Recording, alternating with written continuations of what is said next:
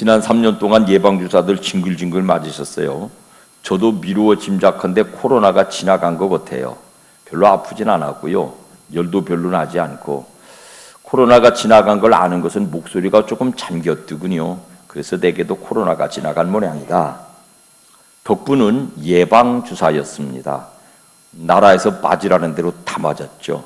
그랬더니 그 병원에서 그제 문자가 왔어요. 65세 이상 되신 분들은 코로나와 독감을 함께 예방하는 내가 뭐라고 그럽디다마는 종합 백신을 놔줄 테니까 병원으로 오세요. 65세 이상은 무료입니다. 65세 이하는 25,000원입니다. 가서 맞으랬더니 그 다음에 정정 문자 보냅니다. 35,000원입니다. 그래서 1년 기다렸다가 내년부터 공짜로 받자. 여러분, 그 예방주사를 맞으면 그 질병에 해당하는 일정 분량의 고통이 따르죠. 부작용이 있어요. 왜냐하면 그 병을 조금 앓게 만드는 거니까요. 예방주사가. 그게 직접적인 사인인지는 의학적으로 밝혀주지 못하지만 예방접종의 부작용으로 행여 목숨을 잃은 분들도 있습니다. 그래도 국가가 국민의 보건 목적상 끊임없이 예방접종을 권고하고 있습니다. 그게 건강의 더 유익을 위한 필수적인 과정이기 때문입니다. 성경은 교회를 그리스도의 몸이라고 자주 말하죠. 로마서 말씀 한 구절을 읽을까요? 시작. 이와 같이 우리 많은 사람이 그리스도 안에서 한 몸이 되어 서로 지체가 되었느니라. 몸이라는 말을 조금 잘 쓰지 않는 말로 설명드리면 유기체라고 해요. 이 말의 뜻이 다른 말 하나를 여러분 소개해드리면 시스템이에요. 유기체와 시스템은 달라요. 시스템은 기계적 장치죠. 어린아이가 운전을 잘 하지 못해도 엑셀레이터를 밟으면 차가 앞으로 나가요. 우리 집에도 말썽쟁이를 키울 때 한 녀석이 지 아버지 차 받쳐놓은 거를 타가지고는 꿍 해가지고 교회 벽에다가 쳐 받은 적이 있어요. 어렸을 때. 호기심이 많은 놈은 또 그런 엉터리 짓을 하더만요. 벽에 충돌해도 시스템은 스스로 통제해서 멈추지 않아요. 유기체는요, 다르죠. 어떤 상황을 판단하고 반응하는 게 유기체예요. 무슨 빵 공장에서 노동자가 죽었는데 또 죽었대요. 시스템은 그냥 돌아가니까요. 기계는 사람의 손을 놓든 저든 그냥 돌아가니까요. 근데 그게 유기체라면 사람의 손이 들으면 왜 이래? 그러고 설 거란 말이에요. 이게 그리스도의 몸된 교회라는 말은 이 교회가 앉아있는 개구리처럼 어느 방향으로 갈지를 100가지 요인에 의하여서 결정하는 거예요. 이렇게 앉아있는 개구리가 갑자기 이렇게 뛰는 건 이쪽에서 뱀이 오기 때문에 그럴지, 이쪽에서 농부가 저벅저벅 걸어오기 때문에 그럴지, 여러 가지 이유로 유기체는 자기의 반응을 결정하는 능력을 가지고 있습니다. 개인이 예수님 믿으면 성도가 돼요. 성도와 성도가 모이면 뭐가 되죠? 교회가 돼요. 두세 사람이 내 이름으로 모인 곳에는 나도 그들 중에 있느니라. 그게 교회예요. 교회와 교회가 모이면 뭐가 되죠? 그때부터는 인위적인 조직, 소위 시스템이 돼요. 교회와 교회가 모인 거를 우리는 총회라고 해요. 기독교 대한성결교회도 총회가 있어요. 총회는 시스템으로 움직여요. 유기체가 아니에요.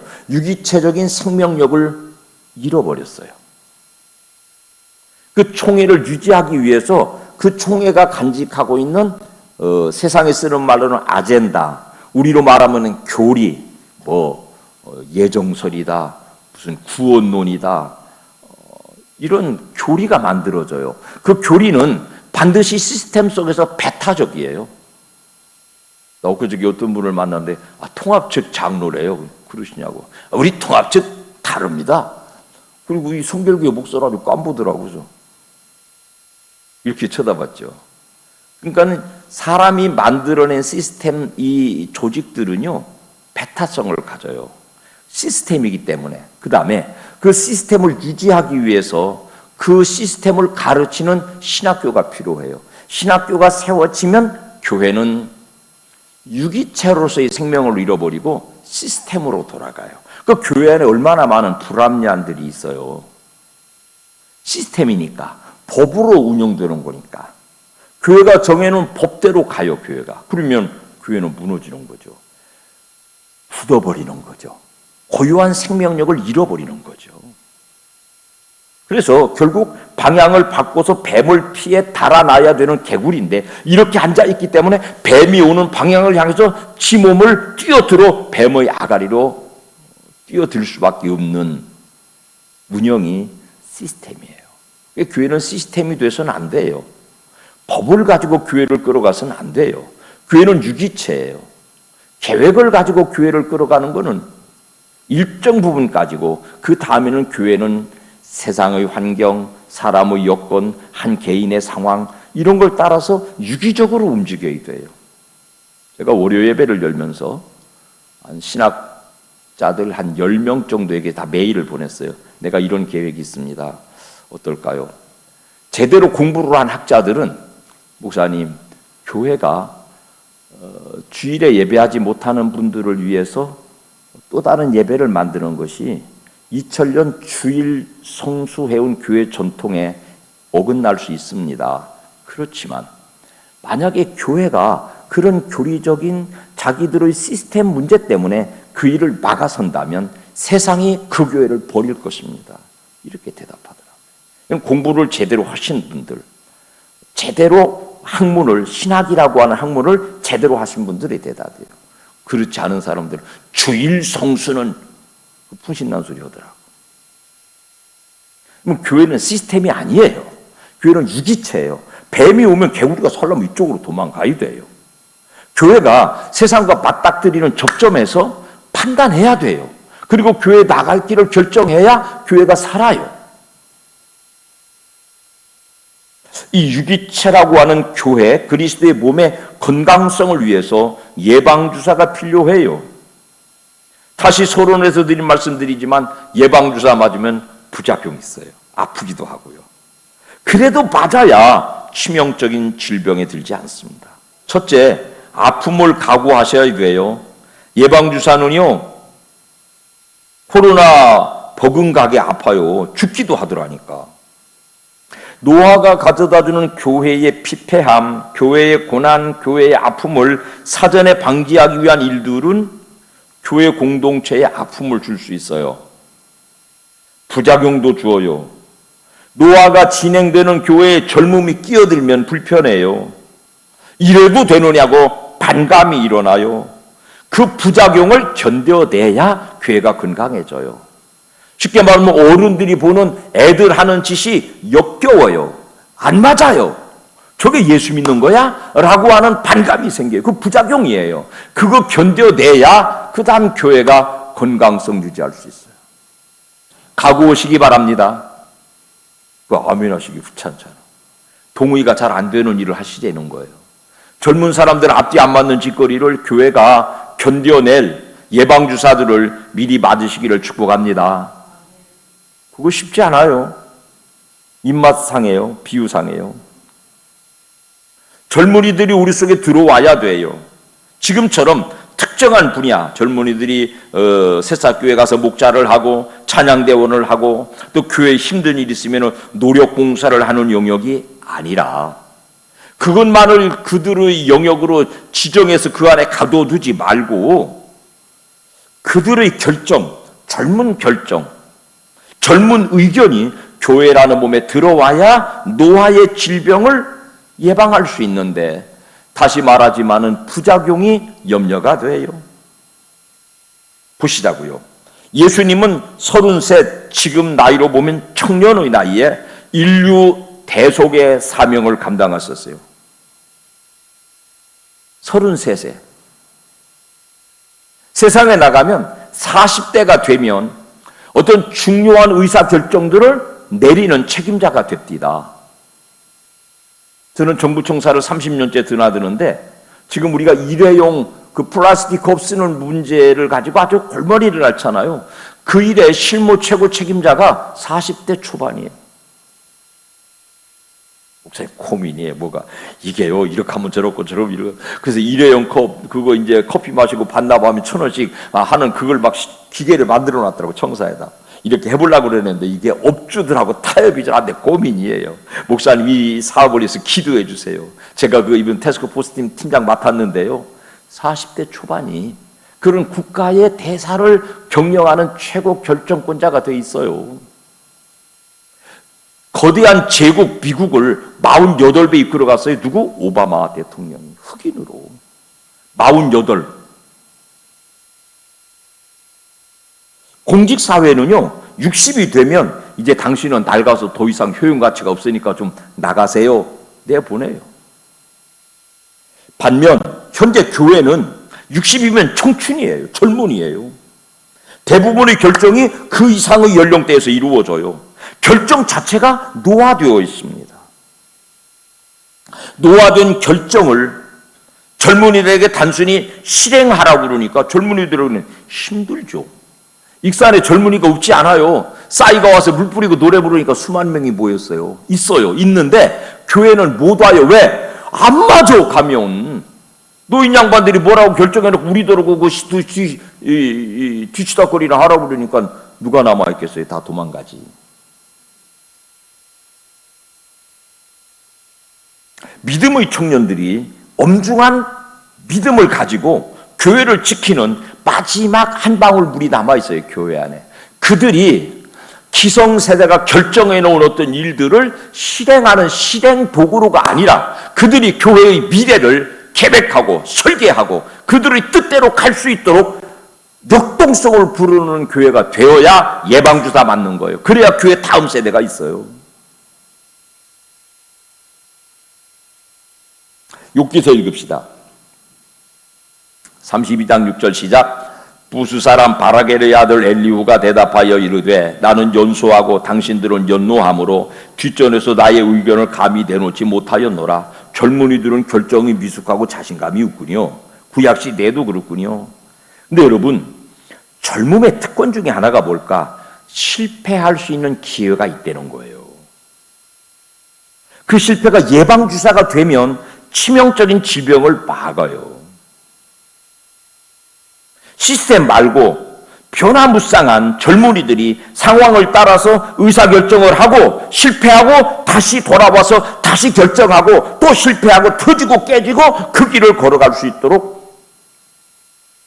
우리 교회의 안전성은 뭐냐? 그들이 실패하고 돌아와도 다시 백업하고 있는 기성세대가 있다는 거예요.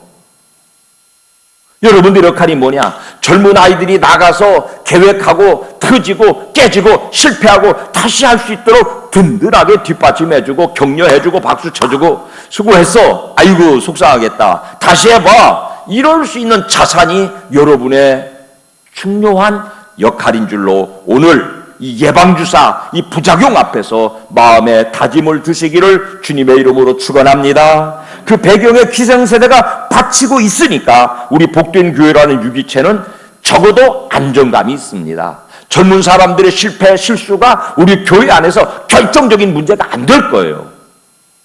요엘서 오늘 말씀 읽어봅시다. 28절 시작. 그 후에 내가 내 영을 만민에게 부어주리니 너희 자녀들이 장래일을 말할 것이며 너희 늙은이는 꿈을 꾸며 너희 젊은이는 이상을 볼 것이며. 사람 여러분 모든 세대에 성령을 부어주세요. 근데 이 말씀이 굉장히 중요해서 제가 히브리어를 아주 세밀하게 들여다보았어요. 첫째로 자녀들이 장래일을 말할 것이며 이거는 예언한다는 뜻이에요.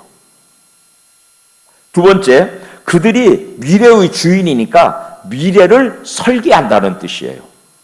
어린 자녀들이 나도 그때 대통령 될 거야. 나는 철딱서는 12살 나는 크면 목사님 될 거야. 나는 미래를 예언했어요. 미래를 꿈꿨어요. 그러다가 어쩌다 보니까 목사가 돼도 강단에 서 있군요.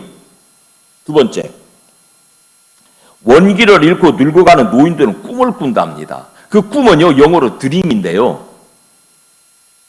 욥기서 20장 8절 시작. 그는 꿈같이 지나가니 다시 찾을 수 없을 것이요 밤에 보이는 환상처럼 사라지리라. 이 꿈이에요. 노인들의 꿈은 뭐냐면 백일몽이에요. 과거 살아온 경험이 잠자는 동안에 뇌를 자극해서 어떤 그림으로 나타났다가 사라지는 꿈이에요. 그 꿈은 교회의 미래를 담보할 수 있는 비전이 아니라고요. 과거의 반추라고요. 내 개인의 추억을 돌아보는, 거기다가 교회 미래를 걸쑥대는 거예요. 내 옛날에는 말이야. 그 세상에서는 이제 꼰대론이 있어요. 라떼라는 말로, 나 때는 말이야. 이런 말하는 사람은 세상에서 사람 취급을 안 해요. 내가 옛날에 이랬고, 내가 옛날, 이거는 아주 세상에서는 사람 취급도 못 받아요. 근데 교회는 지금도 그런 사람들이 교회를 이끌어가요. 자꾸 과거 회귀정이죠. 아, 옛날에 이랬는데, 옛날에 저랬는데. 그러니까 어떻게 앞으로 가겠냐, 그 말이죠. 아이들의 미래를 막아놓고 옛날 얘기나 하고 있는 게 노인들의 꿈이래요. 세 번째로, 영적 경험이 없는 젊은이들에게 하나님의 비전을 볼 것이래요. 야, 미래 비전이래요. 요엘서 3장 1절 시작. 보라, 그날 곧 내가 유다와 예루살렘 가운데서 사로잡힌 자를 돌아오게 할 그때. 이 사람들은 지금요 바벨론 포로 상황인 것 같아요. 근데 여기서 내가 과거에 예루살렘 성전에서 제사장으로 일하고 예루살렘 성전에 솔로몬 왕이죠, 이런 얘기 아무 의미가 없다는 거예요. 지금 포로로 붙들려 있으니까 다시 돌아갈 미래를 바라보는 것이 젊은이들의 꿈이에요. 그 꿈에 교회의 미래를 맡게 되지 않겠어요? 과거에 예루살렘 성전에서 뭐 했다는 얘기, 포로로 붙들려고 예루살렘 성전에다 무너진 거 얘기하면 뭐하냐 그 말이에요. 그 꿈을 꾸면 뭐하냐 그 말이에요. 그래서 욥기서 32장 8절과 9절 시작. 사람의 속에는 영이 있고 전능자의 숨결이 사람에게 깨달음을 주시나니 어른이라고 지혜롭거나 노인이라고 정의를 깨닫는 것이 아니니라. 영적 지혜는 물론 어른들에게 치중되어 있지만 모든 연령대에 동일하게 주시는 거래요. 자, 그러면 이런 하나님께서 노인들에게 주시는, 젊은이들에게 주시는, 아이들에게 주시는 꿈과 비전, 미래 비전이 있는데 어떻게 이것이 교회 안에 실용될 것이냐. 우선 여러분, 부작용, 예방주사 맞는 부작용을 감수하셔야 돼요. 옛날에도 그런 부작용이 많았어요. 그래서 저희가 어려서 청소년 때 교회 가서 연애 걸면 지옥 가는 줄 알았어요. 그 교회에서 소위 옛날에 학생회라고 그랬죠. 학생회에서 눈 맞은 여학생이 있으면 따로 둘이 만나가지고 코스모스 환하게 핀 달빛 아래를 걸으면서 가까이 가면은 지옥 가는 줄 알고 1m 떨어져서 너는 취미가 뭐야? 나는 취미가 독서인데 무슨 음악을 좋아해? 뭐 이따오 소리 1m 떨어져서 했어요. 가까이 있으면은 지옥 가는 줄 알고. 지금은 제발 부탁이 교회에서 연애들 좀 오시기 바랍니다. 교회 청춘 남녀들이 모여서 연애하고 결혼하고 자식 낳고 사는 복이 우리 복된 교회 안에 임하시기를 축원합니다. 왜 이야기 드려요? 여러 이성과 만나서 연애를 해본 사람이요, 시집도 장가도 잘 가요. 부모님들이 가지고 있는 기성의 가치관을 가지고 아들이 여자 만나면 공부 못해서 인생 실패할 줄 알고 연애 꽁꽁 막아놓고 10시 되면 집에 들어와. 누가 그랬냐면 제가 그랬어요. 애들 키울 때 10시까지 집에 와야 돼. 이렇게 키웠어요. 그러니까 모심 애들이 다 지들이 좀 마음에 맞는 놈을 골라서 가지 다 여자한테 끌려가고 말더라고. 내가 좀 짝 맞춰주려 했더니 다 끌려가고 말았어. 여러분, 딸 낳아서 키우는 부모님들이 세상을 겁내가지고 딸을 꽁꽁 묶어놨어. 연애 못하게. 남자하고 눈 마주치면 지옥 가는 줄 알고, 뭐 인생 말아먹는 줄 알고. 그렇게 되니까 나중에 어떻게 됐어요? 남자분은 눈이 없는 거야. 그래가지고 처음 만난 남자한테 시집 갔는데 뭐 50%지 뭐 잘 갔을 수도 있고 그렇지 않을 수도 있고. 뭔 얘기냐면 연애해보고 이 남자 저 남자 이 여자 저 여자 만나본 사람은, 남자분은, 배우자분은 배우자를 고를 줄 아는 경험치가 있는 거예요. 연애하다 실패하면 얼마나 가슴 아프겠어요. 그러나 그 예방주사가 아하, 이런 놈을 만나면 안 되겠구나라고 하는 자산으로 쌓이는 거잖아요. 우리 젊은이들이 실패할 기회를 주셔야 돼요. 실수하고 미숙한 모습을 여러분 우리가 백업해 줘야 돼요. 잘했어, 괜찮아, 다시 해봐. 아니 그럴 수 있지 뭘 그래. 왜 그게 계획이 안 됐는데 왜 실패해가지고 왜 예산을 낭비하고 이따위 소리하면 교회 미래 없어요. 해봐 아이고 그랬구나, 다시 해봐. 네 뒤에 내가 있잖아. 이게 기성세대의 미래 비전이 되어야 돼요. 젊은이들 앞세우고 실패하게 만들고 실패하고 돌아오면 다시 품어주고 다시 돈도 주고 시간도 주고 일도 주고 기회도 주고. 교회 안 말아먹어요. 효용성이 조금 떨어지기는 하지만 절대로 말아먹지 않는 든든한 우리의 역사가 있고 든든한 여러분 기성세대가 있기 때문에 안 말아먹습니다. 젊은들이 와서 싸이 공연하는데 물 뿌리고 뛰는 것처럼 뛰는 교회를 만들어주지 않으면 교회 미래가 없어요, 여러분. 그들이 미래의 주인이에요. 그들이 미래를 설계하게 하고 실패는 어른들이 막아주어야 되고 실패를 격려하고 다시 시작하게 만들어 주어야 되고 그 실패를 통해서 남자 만나본 여자가 시집 잘 가듯이 여자 만나본 남자가 좋은 배우자 얻듯이 청년들의 단순히 시키는 단순 노동자들로 격화시키지 말고 그들이 미래를 꿈꾸게 하고 계획하게 하고 그 미래를 향해서 막 뛰고 달리는 역동성 우리에는 없잖아요. 청년들에게 있잖아요. 그거를 깨워내면 교회의 미래가 살아날 것이에요. 마태복음 11장 25절 한번 읽어보실까요? 시작. 천지의 주제이신 아버지여 이것을 지혜롭고 슬기 있는 자들에게는 숨기시고 어린 아이들에게는 나타내심을 감사하나이다. 지혜롭고 슬기 있는 이 말이 뭐냐면은 창세기에서 말한 뱀이 가장 간교하더라. 그 말과 똑같은 말. 세상을 사는 지혜, 지식을 가지고 하나님의 진리, 지식을 만날 수 없다는 거예요. 그래서 세상을 사는 지혜롭고 슬기 있는 이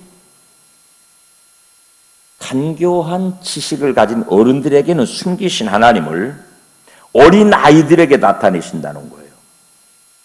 자, 고린도전서 1장 19절도 한번 읽어볼까요? 시작. 내가 지혜 있는 자들의 지혜를 멸하고 총명한 자들의 총명을 폐하리라. 이게 뱀이 가장 간교하더라 아름이라고 하는 그 말의 해석이에요. 세상적인 지혜, 지식, 우리가 인생을 살면서 쌓은 경험치 이런 것들은 하나님의 나라의 진리, 지식에 다다르는데 장애되는 거예요. 노화에 접어든 교회를 살릴 방안이 아니라는 거죠. 뭐냐? 미래를 꿈꾸는 어린아이, 미래의 비전을 향한 젊은이들이 가진 계획이 교회의 자산이에요. 아버지께서는 그거를 어린이, 청소년, 젊은이들에게 나타내셨대요. 마태복음의 말씀을 26절까지 읽어보면 시작. 옳소이다 이렇게 되는 것이 아버지의 뜻이니이다. 교회의 미래를 과감하게 어린이 젊은이들의 판단과 결정에 믿고 나가게 하는 것이 아버지 뜻이래요. 사랑하는 성도 여러분, 교회는 노화라고 하는 치명적인 질병에 사로잡혀 있습니다. 이 질병을 이길 수 있는 치료약 혹은 예방약은 젊음입니다. 젊음이 교회 안에 스며들어오면 부작용이 있습니다. 안 맞죠. 저희는 어려서 기타 치면 지옥 가는 줄 알았어요. 교회에서 기타 치다가 목사님한테 불려가서 무릎 꿇고 무지하게 혼났어요. 지금은 여기서 기타 쳐요. 이게 유기체예요. 세상 이렇게 되니까 바뀌잖아요. 안 바뀌면 죽는 거죠. 익산에 젊은이가 없는 게 아니고 교회에 젊은이가 없어요. 왜? 다 내쫓았어요, 교회가. 우리가 가지고 있는 판단과 지식과 생각 100일몽을 가지고 교회를 디자인하니까 젊은이들이 100이 낼 수 없어요. 다 도망간 거예요. 교회 가면 목사님 잔소리나 했었고 그들이 와서 계획하게 하고 그들이 와서 뛰게 하고 달리게 하고 실패하게 하고 그들의 실패를 넉넉한 눈으로 바라보시고 다시 해보자고 격려하는 미래를 열어가는 우리 기독교에 대한 성결교의 복된 교회 공동체 그리스도의 몸 유기체가 노화를 이기고 미래를 담보하는 미래를 책임지는 하나님의 교회로 쓰임받게 되시기를 주님 이름으로 축원합니다.